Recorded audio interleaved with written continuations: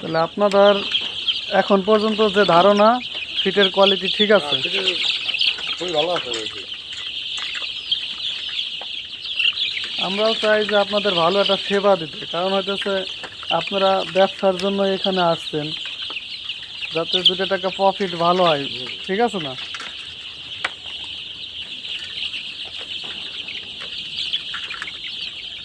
তেতাল্লিশশো আছে এখানে না?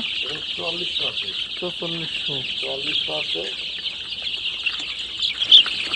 4400 আপনার 50 টাকা তো মারা গেছে।